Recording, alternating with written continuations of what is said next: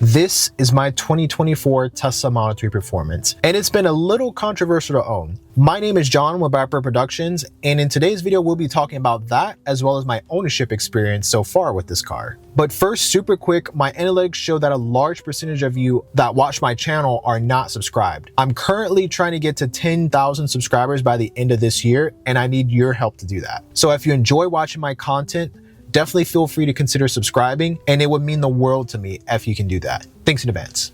All right, to answer the question at hand, we have to first dissect it. So first, I believe that a car is like an extension of your character. Now, I know that's a bold claim to make, but hear me out for a second. When you think of an average truck driver, what do you think? Do you think a rough and rugged sort of guy?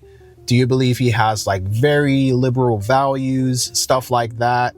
Do you think of him as a family man or her, a family woman? Do you think they work on like some sort of work site or something like that? So these are all the questions that typically go through my mind when I look at a truck driver or when I see a nice truck on the road. Same goes for like a supercar owner. When you see a McLaren 720S on the road, what do you think about that person? Do you think they're like rich? Do you think there's some sort of CEO? Stuff like that. So these are all the things that I think about when I try to rationalize or understand someone when I'm meeting them, especially. And you already, like when you look at someone's car, you already have some sort of like preconceived notion of who that person might be or what they might believe in, what their values are, stuff like that. So I'm putting out these thoughts because I think that cars, whether we like it or not, they do project some form or fashion of our character upon other people. And I believe a car is like an extension of that character. The next thing is around public perception and in general terms, what I've experienced so far. So I'll sort of break this down, right?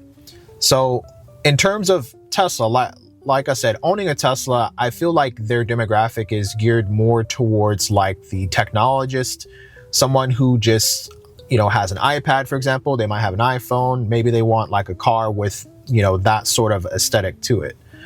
That's definitely me. I fit that buyer profile. And when I talk to other people in the community, as well as here on YouTube, it kind of fits that line as well. I'll say there is an exception though, because I find that these cars are typically used for Ubers. So that's like another big market.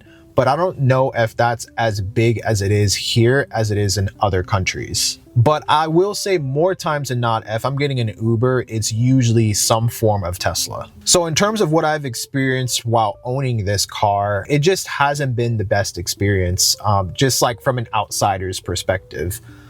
You could say like, you shouldn't really care what people think about your car and stuff like that. But if you go back to what I was saying earlier about like how a car is sort of like projected on people as part of your character, this all starts to sort of tie together and make sense. But I've had people throw things at this car. I've had people cut in front of me. I've showed up to car meets only just to get put into like a dark corner where no one can really see my car. And it's just like, I don't know, if you think about like these things, it's just very, it sucks, honestly. It really does. Like compared to like all of the other vehicles that I've owned, I mean, this by far has to be like the worst experience, like in terms of the just overall public perception. And honestly, I wish I could answer the question as to the why. But honestly, I feel like it's just a combination of things. And I feel like maybe if they come out with like the Roadster for the Tesla, maybe it might sort of like change the brand image a little bit. But as it stands, it's sort of like one of these cars that are, clearly very fast, but it's an EV and anyone can buy it basically. And it's not built either. So it doesn't fit in that built, not bought community. Even though like there are some Tesla builds out there. Am I a big fan of them? No, not really. But there is a community out there for that kind of stuff. But I'd say like car shows and car meets especially, it's kind of like, it honestly just sucks just because I use my cars to connect with people. That's like the main reason why I would go to a car meet. And to just get tucked into a dark corner where no one can see you, it honestly just sucks. And Honestly, I hate it. And this kind of leads me into the decisive nature of owning a Tesla in general among car enthusiasts, and also why it sucks. Like I said, when you roll up to car meets, people really don't want anything to do with you. Like, I'll give you an example. There was a car meet I actually went to not too long ago, and it was in Waxahachie. And, you know, they clearly had it sectioned off for, like, you know, exotic cars and good looking cars, which, I mean, I say good looking, but I mean, these were like Mustangs with like forged carbon fiber on them. Which, I mean, you could buy those like 20-30K all day long, and then just, you know, drop a motor in them, kit them out, whatever. And then you have, like, on the other side, all the clunkers, and they literally, like, to get into the car meet, they were like, all right, so you have to bring like 5 cans, which I have no problem with. I actually prefer that over than paying, you know, for a spot, for example. So I brought 5 cans. The guy's like, all right, go ahead and park over there to the left. I look over, and they literally, it was just like beater F-150s, like in a dirt lot. And then they had like some other cars sort of like in a gravel lot. And I was just like, wow, that is just, cause this was like right after I finished like detailing my car, polishing up and stuff like that, because obviously I want my car to look good, you know, for these types of events. But yeah, when he told me to park over there, I was just like, wow. I mean, it's just like, and even then, like, honestly, it was just like a big waste of time, just because there was like a couple exotics that appeared there, but it was just like literally like a finite amount. Like, it wasn't really anything like spectacular. And then, like, on the other side, like I said, they had like a bunch of just clunkers, like Pontiacs, old Audis, old BMWs, stuff like that. They just put everyone over in the dirt and gravel lot, and then they put the other stuff, like sponsors and stuff like that, which is like another like big thing I probably want to make like a rant video about.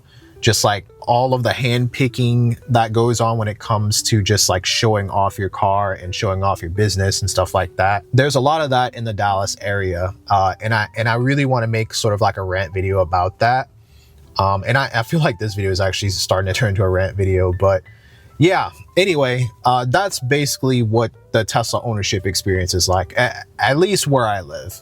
A lot of people here, they do not like Teslas. And they make it clear when they do these types of actions, when they, like, you know, put you off to the side during car meet, where they throw stuff at you on the highway, or they like cut you off for no reason, stuff like that. Like, you get the whole shebang here. So yeah, definitely leave a comment below. Let me know what your experience is with owning your Tesla, or if you don't have a Tesla yet, tell me some of the things that you've heard online. Just some horror stories. I'd love to hear anything you have to say. So yeah, if you made it this far into the video, thank you so much for watching.